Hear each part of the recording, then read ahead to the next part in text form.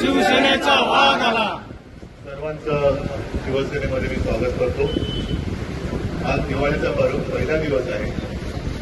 दिवाळीच्या शुभेच्छा देताना मोबाईल खाली करा. मला मराठवाड्यातला आणि महाराष्ट्रातला आपत्तीग्रस्त शेतकरी सुद्धा दिसतोय. या आपत्तीग्रस्त शेतकऱ्याच्या मागे इतर कोणी येऊ न येऊ, त्यांच्यासोबत राहू न राहू, पण शिवसेना ही त्यांच्यासोबत प्रत्येक पावलावरती त्यांना न्याय मिळवून देण्यासाठी सोबत असल्याशिवाय राहणार नाही, हा शब्द मी यापूर्वी सुद्धा दिलेला आहे. मोबाईल मी गेल्या आठ एक दिवसापूर्वी येऊन गेलो, त्याच्याही आधी आलो होतो आणि तिथून निघताना मी मराठवाड्यातल्या शेतकऱ्याला शब्द दिलेला आहे की जोपर्यंत कर्जमुक्ती होत नाही तोपर्यंत या सरकारला आपण काही सोडायचं.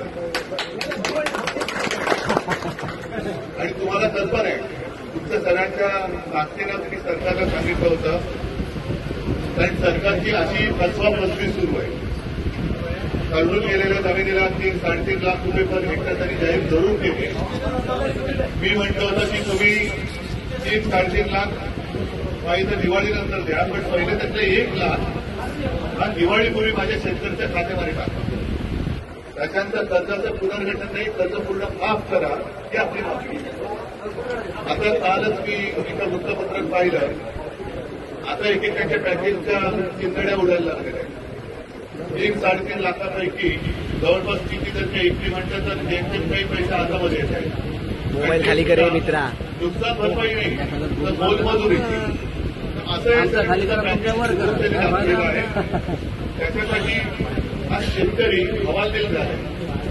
मी मुंबईत असलो तरी सातत्याने माझा अंबादास आहे, खैरे साहेब आहेत, मोहनदादा आहे, या सगळ्यांचा संपर्क सुरू असतो. काय काय चाललंय, किती पॅकेज आलं.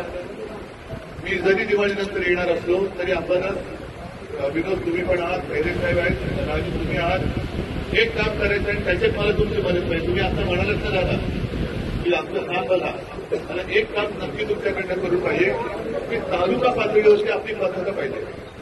आणि जे पॅकेज सरकारने जाहीर केले आपल्याला सर्कलप्रमाणे त्या शेतकऱ्यांचे मिळालं की नाही हे पाहिलं पाहिजे. आणि ते मिळवून देण्याचं काम हे आपल्या शिवसैनिकांनी करायचं. जमेल ना? कारण नाहीतर नुसत्या घोषणा देऊनचा उपयोग नाही. आता मला म्हणजे कळेच ना काय या दादाने घोषणा दिली. शेतकऱ्याचा अंदाज कमी नाही, शेतकरी अंदाज असतो. पण मी शेतकऱ्याचं सोबती नक्की आहे आणि त्या सोबतीला आणि त्या विश्वासाला मी कधी त्यांना जाऊ देणार नाही. तुमचं आज सगळे तुम्ही सगळेजण आला, तुमचं सगळ्यांचं स्वागत. आणि मराठवाडा असो, महाराष्ट्र असो, या सरकारचा अनुभव सगळ्यांनी घेतलेला आहे. या सरकारला तर घालवायचं आहेच, पण आतापर्यंत संकटात सापडलेल्या शेतकऱ्याला या संकटातून बाहेर काढण्यासाठी सगळेजण मैदानात उतरूया. पुन्हा एकदा सगळ्यांचं स्वागत करतो. धन्यवाद.